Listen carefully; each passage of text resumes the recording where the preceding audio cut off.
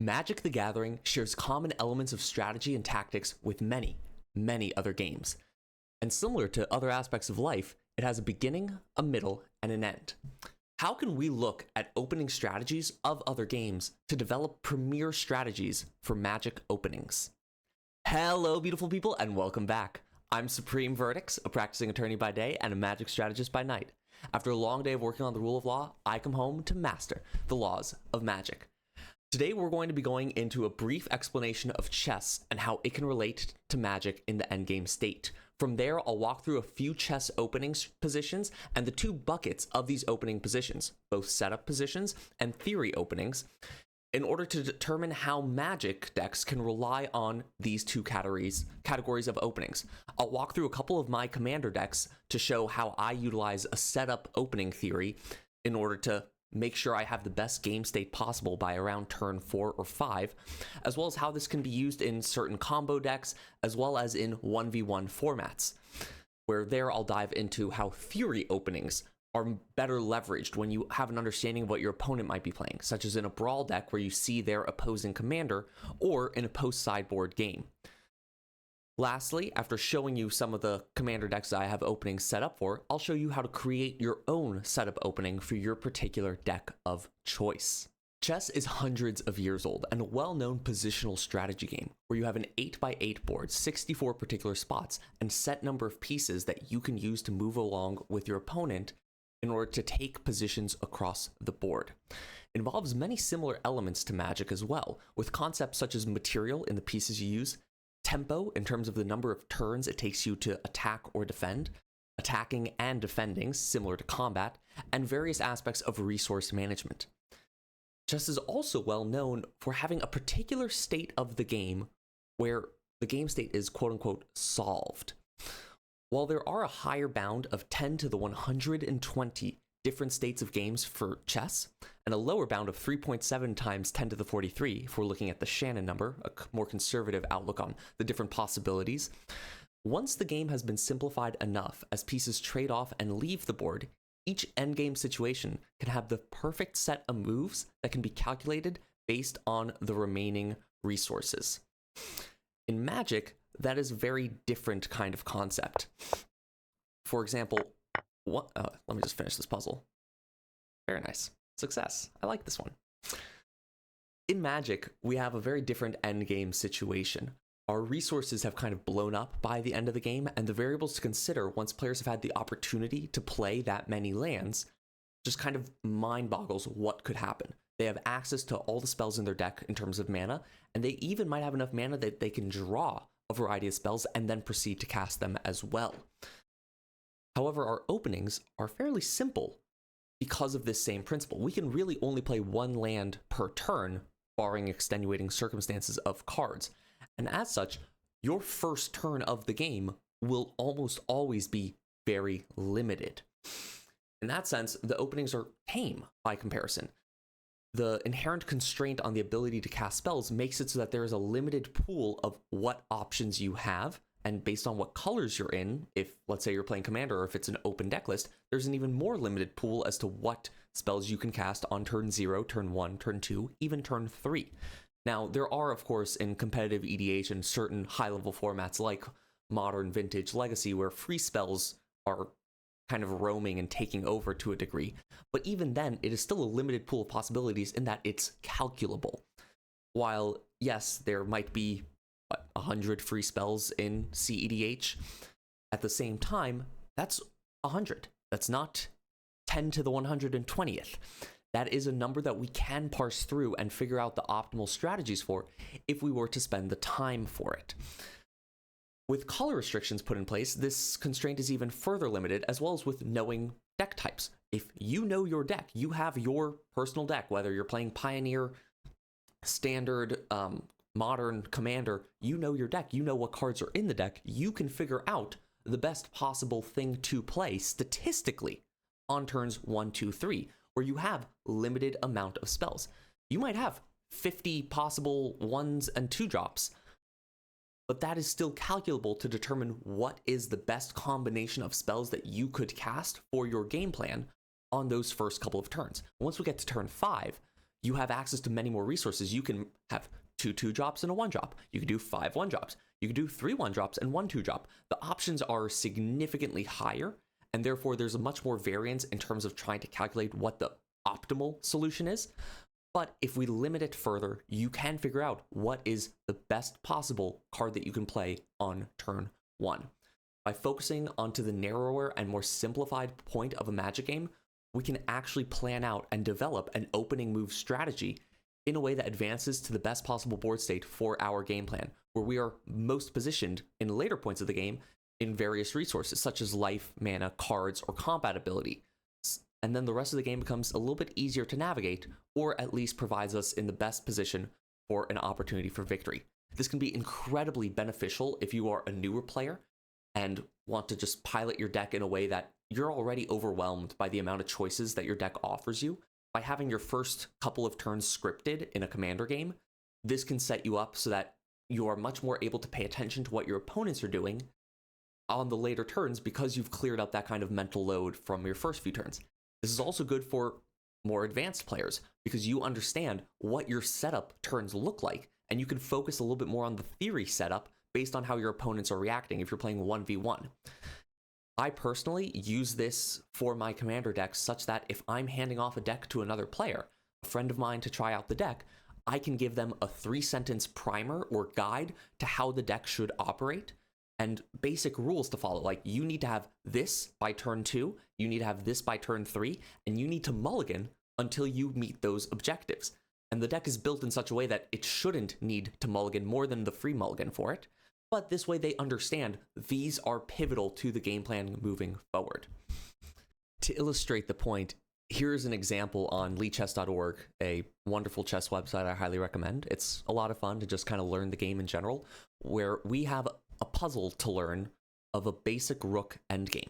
The idea being that here you have a chess piece called the rook, and when you are in a situation where your remaining pieces, because the king will always be one of the last pieces on the board that is required to win the game, but based on what other pieces you have remaining and what other pieces your opponent has remaining, here we have a king, a pawn, and a rook for white, and a king and a rook for black.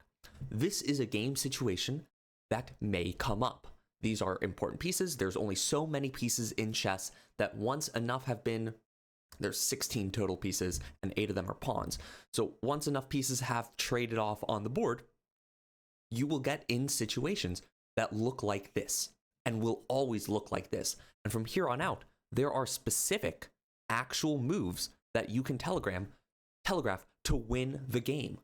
No matter the situation, when you have this piece and this piece, you will win as long as you don't mess up the next however many moves it might take you to win. You can see here we go, safely promote your pawn. In this study, we're going to cover basic rook endgames, such as the Lucena and Philidor. They always have names based on either whoever discovered it or popular game states. Basic ideas such as the theory behind it, and then also you're in a winning situation, but you need to maintain a particular position to move forward. In Magic, this can be similar again, because when you just have basic island, you can't cast Lightning Bolt off of it necessarily. You can only cast those spells that are either free, colorless for 1 mana, or are going to cost 1 blue mana. It might represent a Brainstorm with 1 basic island, but it will not represent a Lightning Bolt. From there, you can determine in your deck what you could possibly play on turn 1. If you have over 50% tap lands in your deck, well then your turn 1 likely will only have an untapped land 50% of the time. And that further limits your pool from where we can then determine what your optimal setup positioning is in terms of an opening. And we can look at chess openings as a way of identifying what we should be doing in Magic. Okay, so we're not exactly a chess channel quite yet. We are still a Magic channel. So I'm going to focus in here really quickly as I describe the 2 base positioning openings. There is setup openings and there are theory openings.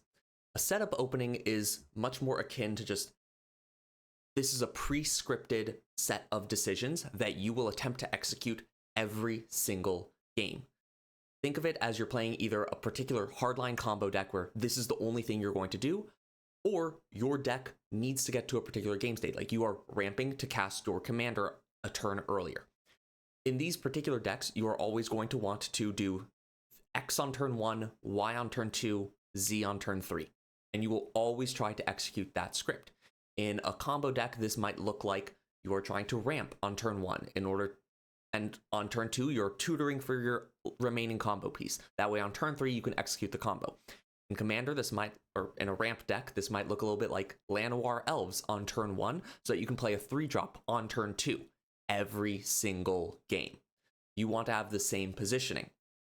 A Theory opening is a little bit different. This one is a bit more toolboxy and can play in more aligned with what a control strategy might be, but it also works well for aggro strategies. What matters in a Theory opening is that you are reacting. Whatever you are going to do with your first few moves is fully dependent on what your opponent is doing. For example, in an aggro deck, if I'm using my setup opening, I'm playing best of 1 mono red aggro. I'm going to turn 1 play small aggressive creature. Turn 2 play another small aggressive creature. Turn 3 play another aggressive creature. However, if I'm playing against a control deck and we're doing best of 3, at this point I know that I'm playing against a control deck. I know they're going to board wipe me. I know they have temporary lockdown in their deck. They're probably going to mulligan aggressively for it. By the way, that's their form of a Theory opening. So my plan is now turn 1, aggressive creature. Turn 2, aggressive creature. Turn 3, I'm no longer playing creatures. I'm now holding back. I'm holding some burn spells. I'm holding some protection magic maybe. I am playing around the fact that I know my opponent has board wipes. I am well aware that my opponent is going to kill my creatures. Therefore, I'm not going to keep playing creatures knowing that there's a board wipe coming. I'm trying to think one step ahead. My opening is no longer just play small creature and attack. It is now a little bit more strategic, as strategic as aggro can get. Just joking. A little bit more strategic to try to make sure that I'm not setting myself up for failure. From the control side of things, this might include, I know I'm playing against an aggro deck. For the first game, which is blind, I might not know that. I just try to find card draw and lands that I can cast and see what happens. But for the second game, if I know I'm playing aggro, I'm going to mulligan until I get removal spells in hand. I'm aggressively seeking out a way to respond and react to my opponent. With chess, we have various openings that determine how the game will go. Because all of our pieces are in the same positions at the start of each game, there's only so many moves that can be made. Your bishop can't go out yet because the pawns are blocking it. As such, there are certain openings that open up the positions. That way your back row pieces can get to your front row pieces. In this particular opening, we are playing something called the London system. The London system always has the same 4 beginning moves that will not be affected no matter what your opponent does. You will automatically just go knight to d4, pawn to d4, whatever the opponent plays, then we'll play out our knight to g3, our opponent responds, and we get our bishop out. These are the beginning 3 moves of the London system. We open up our three pieces, and no matter how our opponent responds, we will always do those 3 moves. This is a setup position. No matter what the opponent does, I'm going to Llanowar Elves on turn 1. I'm setting myself up for my combo, for my ramp deck, for whatever my game plan is. I'm not taking into consideration what the opponent is doing. Alternatively, in a Theory opening, this is going to be akin to Magic, such as when you are going up against a particular commander that you dislike, either in Brawl or in Commander, and so you mulligan to get opening hand removal. Think, for example, Ragavan, how often you are mulliganing for that Swords to Plowshares or that Lightning Bolt just to get rid of it when they cast it on turn 1. Their setup opening is cast Ragavan turn 1. Your Theory opening in response is mulligan to removal to remove the Ragavan on turn 1. In chess, this can be seen with a lot of the gambit strategies. In particular, here's the King's Gambit, where white plays out their pawn, and then black responds with a block. White then goes and attacks the pawn. White is often offering here the King's Gambit. Black now has the choice of being able to accept the gambit, opening up their king in a line kind of now undefended, which makes it a lot riskier, but being able to take an early lead on material as well as positioning. Or black can choose to reject the gambit and bring out their bishop over here to, c5? To c5, which white can now take if they want, although it's not a particularly good take. It doubles up their pawns in a line here and just kind of brings it into a back rank where it can be more easily attacked. And the bishop can instead just focus on attacking the king back on the white side. Here we have a decision point. Black has two alternative moves that it can make, and it can decide which direction to go. It can either accept the gambit and take a riskier frontline position that might set it up more for the future, or it can take a more methodical setup position where it will, it actually goes over here, where it instead attacks the white position without giving up any pieces yet. By mulliganing for removal for that Ragavan on turn 1, you are potentially going to lose out on your own game plan. If you're playing the ramp deck, you're not going to get to play Llanowar Elves turn 1. You are now mulliganing all of a sudden for that removal piece. In that sense, you are giving up on your own solid kind of development, such as taking this bishop out, in order to kind of get a blitzkrieg attack out that weakens the enemy position, and you now have to play much more carefully in order to stabilize yourself back again. As we've seen, theory openings often require you to have an understanding of what your opponent is doing so that you know how to mulligan or how to react accordingly just in those first few games based on what cards you have in hand. Setup openings are better in Commander generally because you don't want to be burning your removal so early on or mulliganing to counter one particular commander at the table.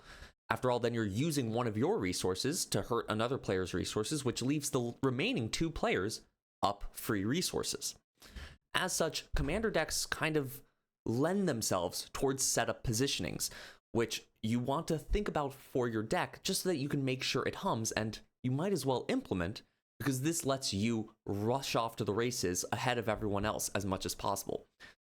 To illustrate this, we're going to look at two decks, one that I built for a friend of mine's wedding and one that I built for my fiance as a gift for her last year. Both of these I put a lot of thought into, and both players were relatively new at the time of me giving them the deck. So I wanted to make sure it was built in such a way that I could give them 3 particular instructions that they can follow, and the deck will hum every single time. The goal here is not to win every game. The goal is that every single game, you complete the action plan of the deck. Whether or not you win is going to matter on how you draw later on, how the game itself goes, your opponents, etc. There's too many variables at stake.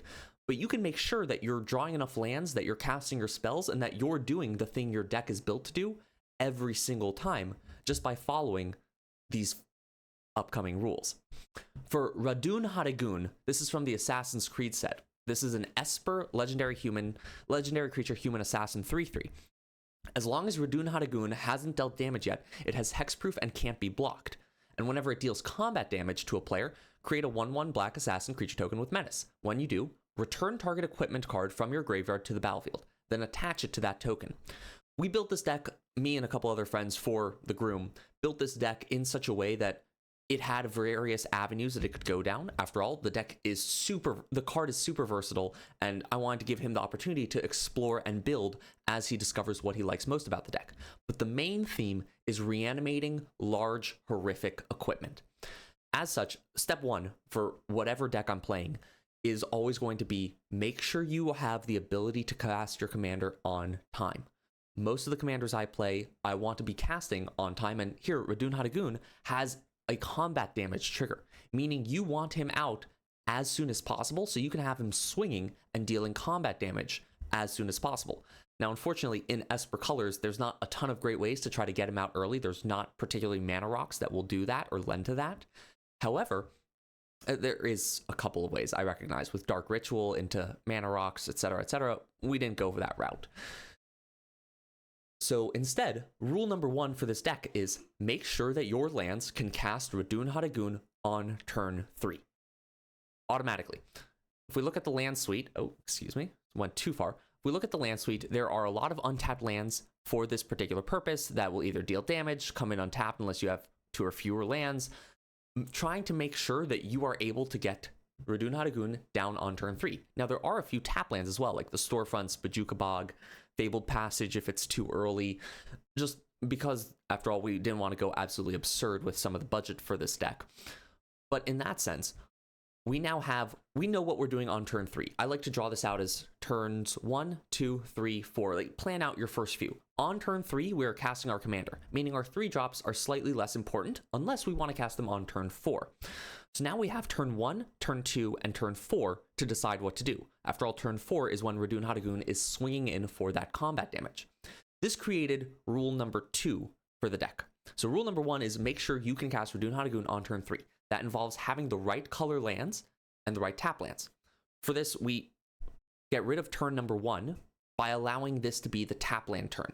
Unless you have a particularly good card, such as, for example, Entomb, which can act as getting something into the graveyard, turn 1 should be likely spent using some kind of tap land. Just get it out of the way so that you can fix your mana early on to cast Radun Hadagun on turn 3. On turns 2 and turns 4, we now have clear and available. These turns can also be used for the setup. How do we want to implement this plan? In that sense, while we see Entomb is a turn 1 kind of search your library for a card, put it in the graveyard, then shuffle, from our 2-drop slot, we try to include as many options as possible that would allow you to discard a card. For example, here we have Desmond Miles, which comes down on turn 2, so on turn 3 it can attack and surveil, putting things into the graveyard. We have Ripples of Undeath, which will start to mill things into the graveyard.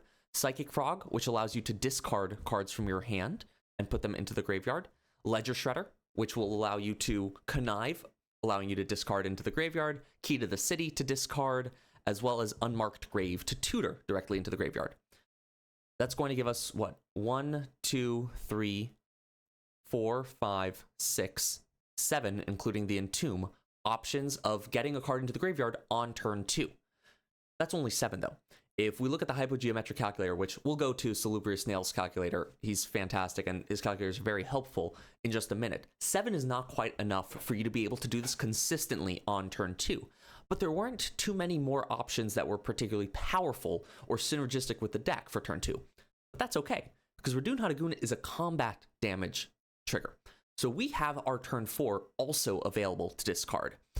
And if we then go to turn 3 and turn 4, or the ability to cast there, we've also got the Emery. So that's going to be 8, Windfall, 9, Thirst for Knowledge, 10. Rafine is going to be 11, and Kamiz is going to be 12. That's 12 different ways of getting cards into the graveyard, either from your hand or from your library, to try to hit different equipment. There are a couple others, like Mystery Key does sacrifice itself on combat damage, and you can stack the triggers. That way you can just reanimate that if you need to, as well as Mask of Memory. But those cost a little bit extra mana, so they are more turn 3 because of the equip cost, as opposed to turn 2 abilities. And therefore, or turn 4, sorry. Turn 3 is Radun Hadagun. So that's going to end up being up to 14 different ways to either discard a card or mill a card in, or sacrifice, if it's the Mystery Key, into your graveyard on turn 2 or turn 4 with Radun Hadagun before the combat damage trigger resolves. That leads to rule number 2 of the deck. Rule number 1, cast Radun Hadagun on time. Rule number 2 is to, on turn 2 or turn 4, be able to discard or mill or sacrifice an equipment into the graveyard. Rule 3 is profit. That's it. For this deck to start humming, all you need is the ability to cast your commander on turn 3 and the ability to discard one of this deck's just crazy Phantom Blade, Cauldron Complete, Excalibur, Leyline Axe, some of these just ridiculous swords, some of these fun and ridiculous equipments. Caduceus is crazy. Equipments into the graveyard just in time to be able to reanimate them. That's all you need. Statistically, it's set up so that you will be able to, with one free mulligan, get those 2 qualifications in play most of the time. And from there, you can just start playing your game plan. You will get a scary equipment onto the battlefield early on. You can start setting up a card draw engine through your reanimation with Radun Hadagun. Oftentimes, these discard outlets will also have different forms of card draw attached to them, or card selection at the very least, just by nature of trying to put high-value cards into the deck. The setup plan for Radun Hadagun covers turns 1, 2, 3, and 4, and makes sure that every single game you'll get to play your commander and you'll get to do the thing, leading to no games that are no fun and some games that are crazy fun. For my partner, I built Loot the Key to Everything. This is a Teamer 1/2 Beast Noble with Ward 1 that has the ability at the beginning of your upkeep, exile the top X cards of your library, where X is the number of card types among other non-land permanents you control. You may play those cards this turn. This deck requires has very similar rules to Radun Hanagun. It is a Temur 3-color commander, meaning rule number 1, I like to make cast your commander on turn 3. Now, by virtue of having green in the color identity, there are ways to cast our commander on turn 1, and we do have those in the deck. We have Birds of Paradise, Delighted Halfling, and Wild Growth, as well as Soul Ring into another mana rock, if you really get lucky. All of those are fantastic and should be considered in the deck. If you hit those, that is a god hand where you can cast your commander on turn 2 and turn 3, just start exiling cards off the top of your library to cast. At baseline, though, you really just need to have your commander out on turn 3. And one other permanent on the battlefield as well, because we can't wait until partway through turn 4. Our commander triggers on upkeep. That is going to be when we start accruing value. So we want everything set up by turn 4, meaning turn 3 is our last chance to set things up. But if we're casting our commander on turn 3, this deck has to be faster. Turn 2 is the pivotal turn for this deck, which is why it has a whopping 24 2-drops and 6 1-drops. That is 30 cards in this deck that are 2 or 1 mana. 2 mana or less, which is absolutely insane to think about. This deck also only has 3 instants and 4 sorceries entirely in the deck, 7 cards. That way it can prioritize on having non-land permanents, because that is what this card cares about. As such, on turn 3, we want to have loot out, meaning turn 2, we need to have any other non-land permanent, whether it is a creature like Haywire Might, an artifact like Haywire Might, an enchantment like Sanctum Weaver, or a creature like Sanctum Weaver. There's also a lot of overlap in types in this deck on purpose. That way you can get out multiple types as fast as possible, such as tribal enchantment, which is super fun.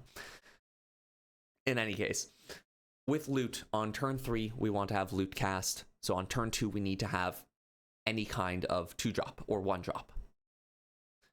Now, this seems easy. We have 30 cards in the deck, but we can take it a step further than that. After all, that's a pretty easy requirement to hit, and that will ensure that we start exiling the top card of our library each turn. But we can go faster. After all, with 30 of our cards being 2-drops or 1-drops, ideally, we're going to exile really cheap cards that we can immediately cast. In fact, if we look at our 2-drop slots, we have 1, 2, 3, 4, 5, 6, 7, 8, 9. We have 9 different ramp cards that are colorless.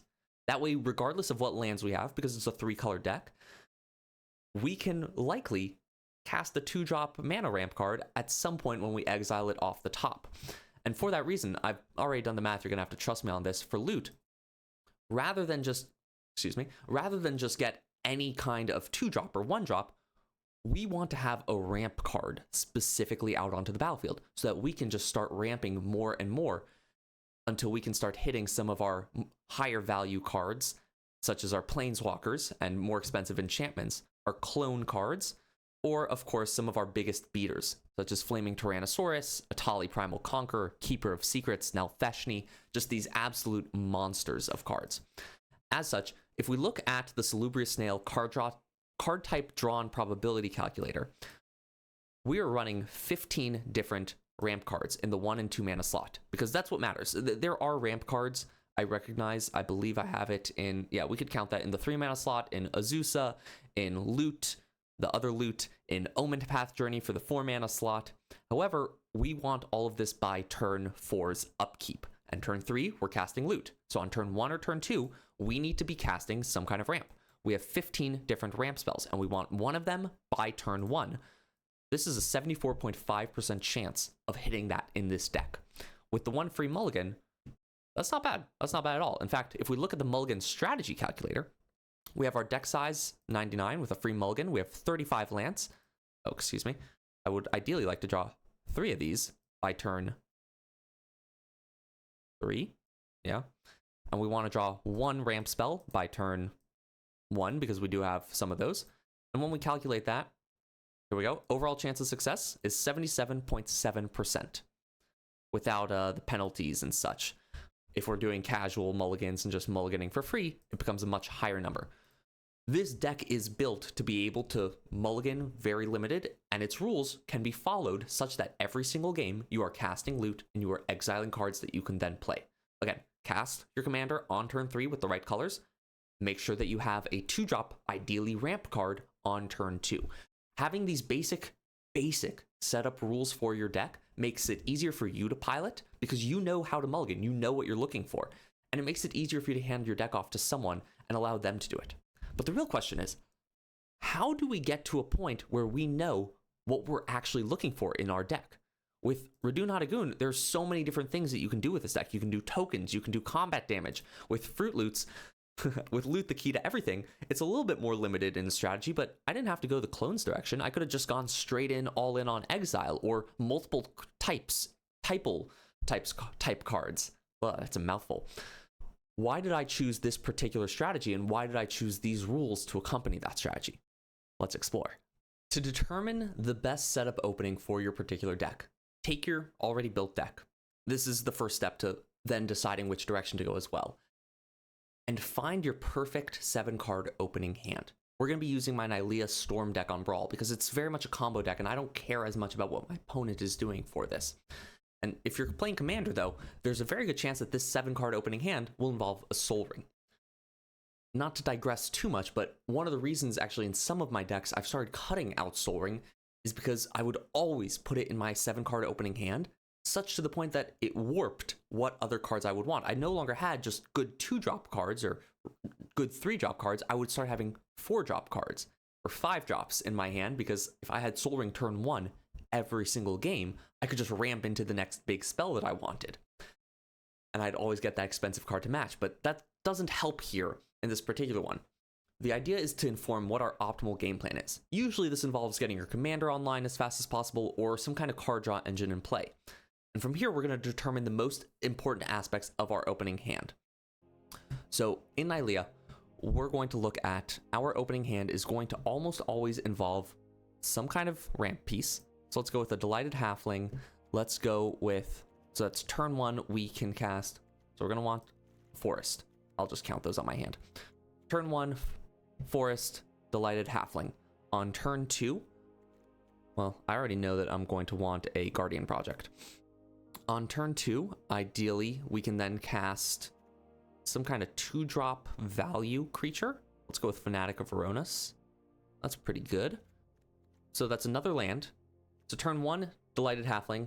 We have Forest, Delighted Halfling. Turn 2, we have another Forest. So it's going to be 3 total mana, actually. I guess instead of Fanatic of Veronis, then, we might want to grab, what, Augur of Autumn? That's pretty good. Sure. Turn 1, Delighted Halfling, Forest. Turn 2, Forest into Augur of Autumn. That's 4 of our 7-card hand. The next turn, I would want a Guardian Project, 1 more Forest, and then some kind of 0-drop. Ornithopter is not bad, or Haywire Might, just for the extra value. I don't even cast Nylea. I don't know if you noticed here. Here I'm focusing and prioritizing on getting creatures out, and based on this opening hand, which I guess we'll just use generic lands to kind of showcase it. So 1, 2, and we could go with the Ancient Tomb, but that's kind of the Soul Ring example. It warps the whole hand, because then we can just ramp into something bigger. 1, 2, 3, 4, 5, 6, 7. This is kind of the perfect opening hand. Maybe we drop one of the lands, that way we can have one more creature, with the idea being, there we go, like an Elvish Visionary. They'll draw us a card, as well as draw us a card off of Guardian Project. And then we can potentially get to, yeah, at some point we'll want to get to the point where Augur of Autumn's online, but you get the idea. I'm not going to go super in depth here. We have a prime 7-card opening hand. What are the most important parts of this opening hand? Well, we can tell this by doing this next cool trick. Here you have your perfect 7-card opening hand, and I'll split it into lands and spells. That way we can see what's important here. Now pretend that you had to mulligan down to 6. What's your perfect 6-card opening hand? What do you get rid of here? For me, I think I get rid of the Augur of Autumn. It is so important for me to be able to get out creatures and draw cards off of those creatures. Nylea will anyway be able to ramp me to some extent. That early ramp, though, is still important because I want to be able to get everything out 1 turn early if possible. So I recognize by making this cut that the value creature is nice and all, but I'm prioritizing my ramp piece and I'm prioritizing my card draw. Now go down to 5. You have to mulligan down to 5 now. What would you cut? Well, I guess I'd cut the Elvish Visionary, because to me, again, it is so vitally important to have some kind of ramp piece and then some kind of card draw effect. And then what? What do you next get rid of? If I have to go down to 4 cards, I guess I would cut the Delighted Halfling. If I really had to. This is an incredibly slow hand. You don't want to have this. However, I know from playing my Nylea deck, I need to draw cards. The whole deck functions when I have Nylea out on the board, making everything cost 1 less, and I have a card draw engine on the board, such as Guardian Project, where a creature enters and you draw a card. And then I have a bunch of 1-drop creatures that are all of a sudden free with Nylea that I can cycle through and just draw more cards, creating a board of massive value. With a 4-card hand here, I'm desperately hoping to draw my 4th land for Guardian Project, as well as any kind of value creature or ramp creature. This tells me that while Guardian Project is my most important card, I'm also actively looking for some kind of ramp and then a little bit of value. And this is what I've deemed as important. Notice I did not cut lands at any point here. This deck does require some amount of mana in order to function. I also recognize the weakness of mana dorks in that if I just have like 1 land and then a bunch of Llanowar elves types creatures, well, if the opponent can just kill those, my combo is no longer as resilient. I have to rebuild and I'm just set back entirely. This informs my hand, or how I build my deck. I clearly prioritize Guardian Project and card draw spells. Therefore, in my deck, I should have as many different types of card draw spells as possible. And I do. I have as many as I could find in green. I have Guardian Project. I have Toski. I have even the ones that aren't exactly card draw spells, but are similar enough in this deck. So I have the Primordial Sage, I have Soul of the Harvest. All these are draw card, Great Henge, draw card when you cast a creature. Beast Whisper. But I also have the One Ring. It's just free card draw. And then I have Oracle of Moldiah. I can play lands off the top of my deck. That's kind of like drawing a card sometimes. I have Vizier of the Menagerie. I can cast creatures from the top of my deck. I've got Wickerwing Effigy. I can cast creatures from the top of my deck. I have little ways, Augur of Autumn. I can play lands and sometimes cast creatures off the top of my deck. These are card draw adjacent effects, but they're so important to the deck that I have these in there. I originally, in my 7-card opening hand, had 2 of these types of effects because that's how important it is. But it's so vital to have just that first one. And then I have as many 1-drop make a mana creatures as I can possibly have, because I recognize how important it is to get that fast ramp out. I have a variety of 2-mana 1-drop creatures, but these are less important compared to then the game plan. Now the game plan I always kept last. You note I didn't even have that in my opening 7. Because while the game plan is great, in this particular deck, I'm just trying to draw through them as fast as possible. And so it's fine for me to just have value creatures and have it a little bit cheaper as opposed to just cycle through. While these 1-drops, I have as many as possible to make the deck really hum, it is not vital to my opening hand, and it's better for me to mulligan aggressively to get the card draw spell. Because if I have a card draw spell and a couple of 1-mana 1/1s, I have a couple of 1-mana 1/1s that each say draw a card on them. If I just have a bunch of 1-mana 1/1s, then I just kind of have a board that's ready to be board wiped. Going through this exercise with your deck, you can determine what your setup strategy is. My deck has determined that I want to have as many card draw effects as possible in this deck. I used to have Harmonize. I recently took it out for a better card. I don't remember which one, but you know what I mean. I want to have as many card draw effects as possible. I want to have as many 1-drop ramp effects as possible. And then all of the different kind of plan cards, the 1-mana creatures that will let me draw free cards off of Nylea, and then I fill in the rest with other kind of value cards, such as Skyshroud Lookout, which is a 2-mana 1/1 that effectively says draw a card. Other ways of getting more card draw to keep my velocity going. That is the game plan here, with just a couple of spots for finishers at the very top end of the deck. When I mulligan, I'm mulliganing for card draw in my Nylea Storm deck. You can build your commander decks too like this. You can determine what is your game plan and how do you want to go through it in order to make sure that your first few turns, turn 1, I'm casting some kind of ramp spell. Turn 2, I'm casting another ramp spell. Turn 3, I'm either casting card draw or casting Nylea, with the other one being true on the following turn. Having a scripted first couple of turns allows you to focus on developing your game plan and building your deck towards what ultimately your game plan wants to be.